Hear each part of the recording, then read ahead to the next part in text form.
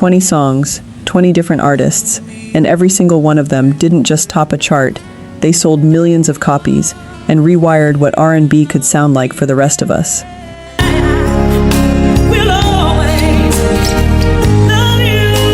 Welcome to R&BGROOVELore, the channel that digs past the hits you already know to find the real story hiding behind every one of them. Because tonight we are counting down the 20 best-selling R&B songs of all time, using real certified sales, real chart records, and the true stories that made them legendary.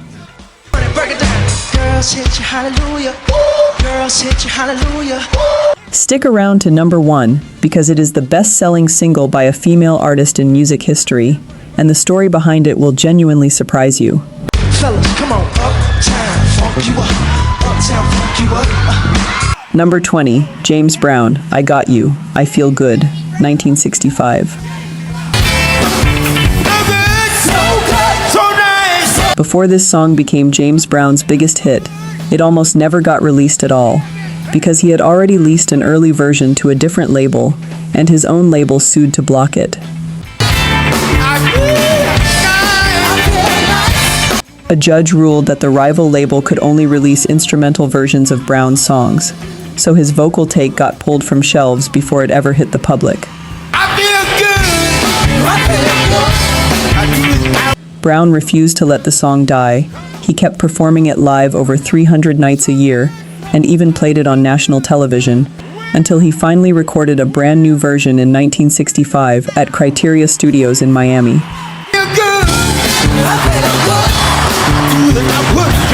That new version shot to number 1 on the R&B chart for 6 straight weeks and became the biggest hit of his entire career, eventually earning a spot in the Grammy Hall of Fame. Number 19, Percy Sledge, When a Man Loves a Woman, 1966. Percy Sledge wasn't even a professional singer when he wrote this song. He was working as a hospital orderly in Alabama when his girlfriend left him for another man. He said the pain was so real that the lyrics practically wrote themselves, and he brought the idea to 2 bandmates in his group, the Esquires, to help him finish it. It became the very first number 1 hit ever recorded at the now legendary Muscle Shoals music scene in Alabama, a place that would later host Aretha Franklin and the Rolling Stones.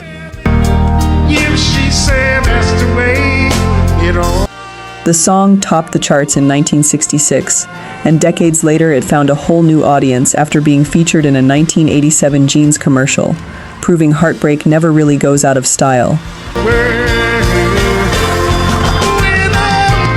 Number 18, Al Green, Let's Stay Together, 1971.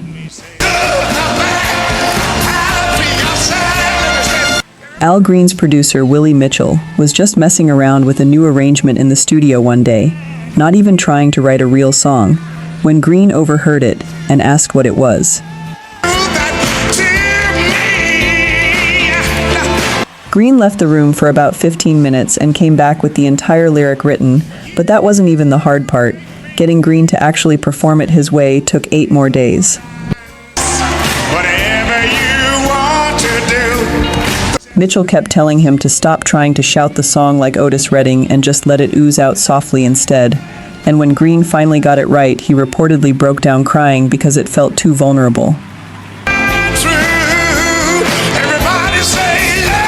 That vulnerable, aching performance became Al Green's only number 1 pop hit and is still considered one of the greatest soul recordings ever made. Since we've been together, everybody. Number 17, Aretha Franklin, Respect, 1967. This song wasn't originally Aretha Franklin's at all. It was written and recorded 2 years earlier by Otis Redding as a man's plea for respect from his wife when he came home from work.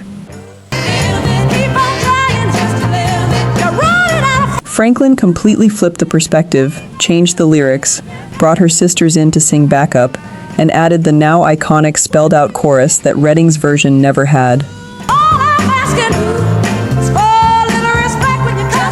When Redding first heard what she had done with his song, He reportedly just laughed and said that girl had stolen his song for good.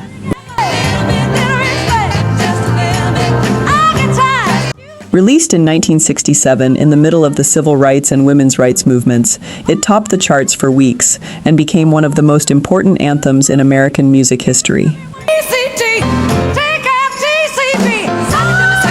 Number 16, Stevie Wonder, I Just Called to Say I Love You, 1984. Stevie Wonder wrote this song for the 1984 film The Woman in Red, after his friend Dionne Warwick personally recommended him for the soundtrack job. The song became such a massive worldwide hit that it topped the charts in 28 different countries and remains Motown's best-selling single of all time in the United Kingdom. It also won Wonder the Academy Award for Best Original Song, beating out huge competition including Footloose and Ghostbusters in the same category. 3 words that I must say to you. During his acceptance speech, Wonder dedicated the award to the imprisoned South African activist Nelson Mandela, a moment so powerful it got his music temporarily banned from South African radio. Number 15, Gladys Knight and the Pips, Midnight Train to Georgia, 1973. This song only exists because of a phone call to actress Farrah Fawcett. Songwriter Jim Weatherly called his friend Lee Majors one night and Fawcett answered instead, mentioning she was packing for a midnight plane to Houston. That single sentence stuck in Weatherly's head, and he wrote the entire song in under 45 minutes right after hanging up the phone. The song was originally called Midnight Plane to Houston, and was even recorded first by Cissy Houston, Whitney Houston's mother, but it went nowhere. Gladys Knight and the Pips changed the title to Georgia and turned it into a full-blown soul classic, giving it the emotional gospel power that made it a #1 hit and a Grammy winner in 1973. Number 14, Marvin Gaye, I Heard It Through the Grapevine, 1968. This song was actually rejected twice before Marvin Gaye's version ever became a hit. Motown boss Berry Gordy turned it down when Smokey Robinson recorded it, and turned it down again when Gaye recorded it first.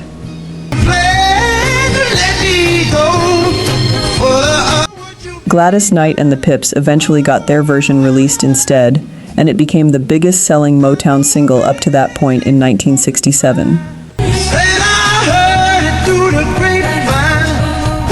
Gaye's original, moodier recording sat buried on an album track for over a year until radio DJs discovered it themselves and refused to stop playing it.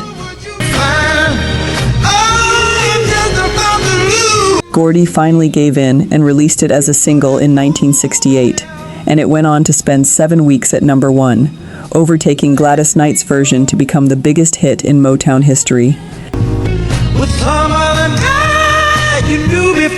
Number 13, Bill Withers, Lean on Me, 1972. Lean on me when you're not. Bill Withers grew up dirt poor in a tiny coal mining town in West Virginia called Slab Fork, where his family barely had money but the whole community always looked out for one another. If I have Years later, living alone in Los Angeles, Withers said he missed that closeness so much that the words "lean on me" just crossed his mind one day while he was messing around on a cheap piano. He deliberately kept the lyrics simple so that anyone, anywhere, could sing along and mean it. Released in 1972, it became his only #1 hit, was inducted into the Grammy Hall of Fame, and Withers later said he didn't think he'd done too badly for a guy from Slab Fork, West Virginia. Lean on me. Number 12, Michael Jackson, Billie Jean, 1983. Michael Jackson wrote this song based on real stories about groupies who used to falsely claim paternity against his older brothers back when he toured with the Jackson 5. The song took an astonishing 91 vocal takes to record, with producer Quincy Jones and engineer Bruce Swadian pushing Jackson relentlessly until every single sound was flawless. When Jackson debuted his moonwalk performing this song live at the Motown 25th anniversary special in 1983, sales of the Thriller album exploded to 1 million copies sold worldwide every single week. Billie Jean became Jackson's best-selling solo single, is certified diamond by the RIAA, and helped push Thriller into becoming the best-selling album of all time. Number 11, Boys II Men, End of the Road, 1992. We shouldn't be happy together. This ballad was written by Babyface and Daryl Simmons, while both men were personally going through painful divorces at the same time, and that real heartbreak is baked into every note. Boys II Men were literally in between tour dates when they recorded it, flying into Philadelphia to lay down all their vocals in a single 3-hour session before leaving again the next morning.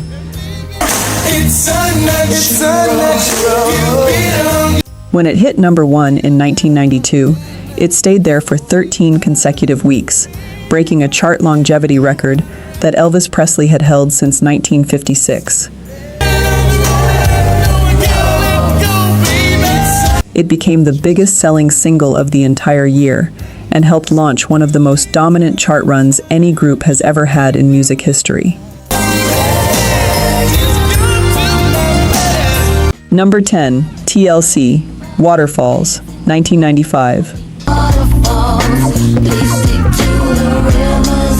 Written mostly by group member Lisa Left Eye Lopes, this song tackled the drug trade and the HIV and AIDS epidemic at a time when almost no number 1 song dared mention either topic directly. Their own label boss reportedly didn't even like the song at first, so T-Boz and Chili famously wrote "Please Believe in Us" on a poster board and personally delivered it to his office to fight for its release. The gamble paid off. The song spent 7 weeks at number 1 in 1995 and became TLC's signature hit and one of the best-selling singles by any girl group in history. Left Eye's closing rap verse became so beloved by fans that after her tragic death in a car accident in 2002, those very lyrics were engraved on her casket. Number 9, Toni Braxton, You and Break My Heart, 1996. Toni Braxton reportedly hated this song when songwriter Diane Warren first offered it to her, and she initially refused to even record it. Her label boss finally convinced her to give it a shot, and it went on to spend 11 consecutive weeks at number 1 and win her a Grammy Award. Here's the part almost nobody knew at the time. Even while the song sold millions of copies worldwide, Braxton was earning less than 35 cents in royalties per album sold under her original contract. Just over a year after this song made her a global superstar, Toni Braxton filed for bankruptcy, a stunning contradiction between commercial success and what she was actually being paid. Number 8, Destiny's Child, Say My Name, 1999.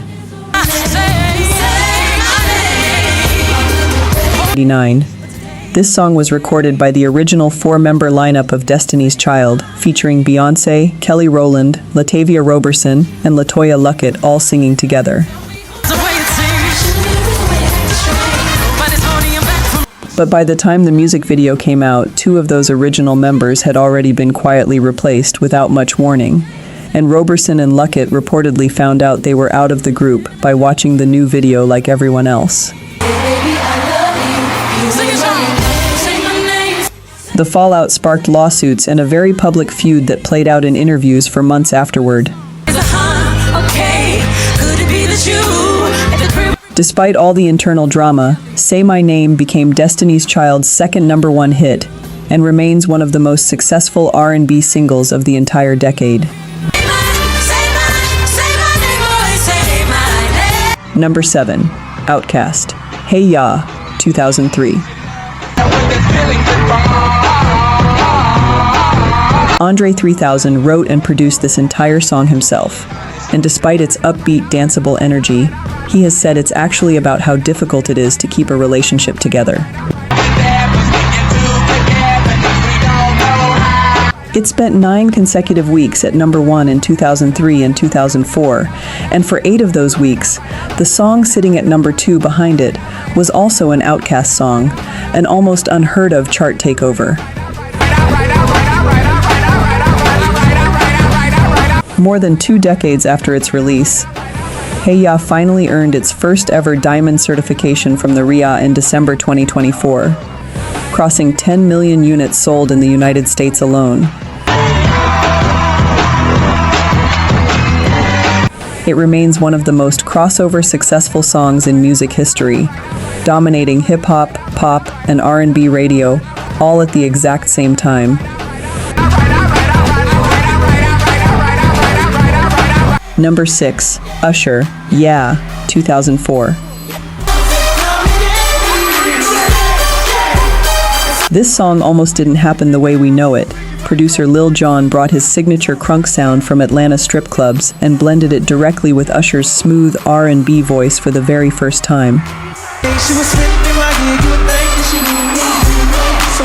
Songwriter Sean Garrett helped shape the lyrics into an actual story, about a man trying to behave himself at a club until temptation gets the better of him. Released in 2004, it spent 12 straight weeks at #1 and became the biggest selling song of that entire year. 2 decades later, in 2024, it was certified 13 times platinum by the RIAA and crossed 1 billion streams on Spotify, proving the song's crunk and B sound never really left the culture. Number 5. Alicia Keys, No One, 2007. Alicia Keys co-wrote and co-produced this song herself, alongside longtime collaborator Carey Crucial Brothers, and she has said the song basically wrote itself once they found the right chord progression. Released in 2007 as the lead single from her album As I Am, it became one of the defining R&B anthems of that era almost immediately. The song topped the Billboard Hot 100 and went on to win 2 Grammy Awards, including Best R&B Song, cementing Keys as one of the most respected songwriters of her generation. It remains one of the best-selling R&B singles of the 2000s and a staple of Keys' live shows to this day. Number 4. Beyoncé, Crazy in Love, 2003. Producer Rich Harrison built the instrumental for this song years before he ever met Beyoncé, sampling a horn riff from an obscure 1970s She Lights track that barely cracked the charts the first time around. When Beyoncé finally heard the beat, she gave Harrison only about 2 hours to help her write the lyrics, and the now famous hook came from her literally looking in the mirror and saying she looked crazy that day. Such a funny thing for me to try to explain how I'm feeling and my pride is. Her then boyfriend, now husband, Jay-Z, showed up to the studio around 3 in the morning and improvised his entire rap verse in about 10 minutes flat. Released in 2003 as Beyoncé's debut solo single, it spent 8 consecutive weeks at #1 and instantly proved she could dominate the charts completely on her own. Number 3, Bruno Mars, Uptown Funk, 2014. Hit you, hallelujah. Girls hit you, hallelujah. This song began as a jam Bruno Mars played casually with his band on tour, long before producer Mark Ronson ever turned it into a finished track. Once it dropped in 2014, it exploded into a global phenomenon, spending 14 consecutive weeks at number 1, the second longest run in Billboard Hot 100 history.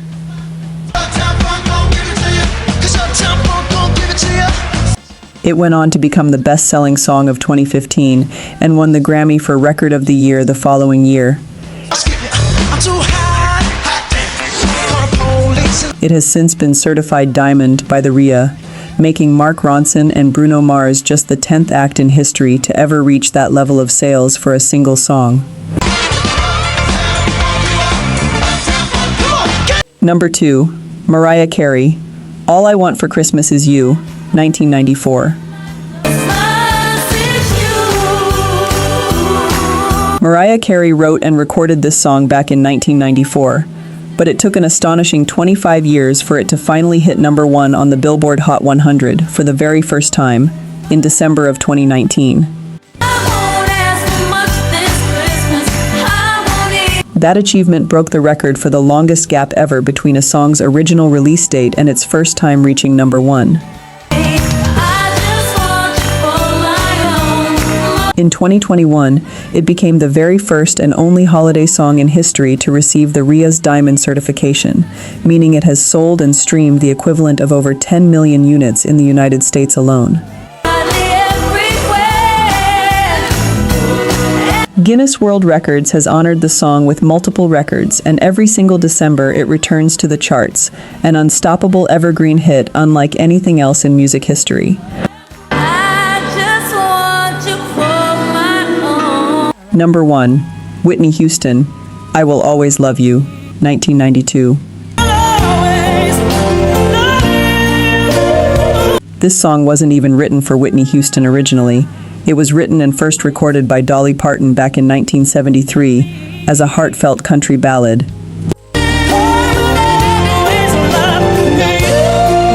When Houston recorded her version for the 1992 film The Bodyguard, nobody could have predicted it would spend 14 consecutive weeks at number 1 on the Billboard Hot 100. Dolly Parton herself has said she was driving in her car the first time she heard Houston's version on the radio, and was so overwhelmed by it that she nearly crashed.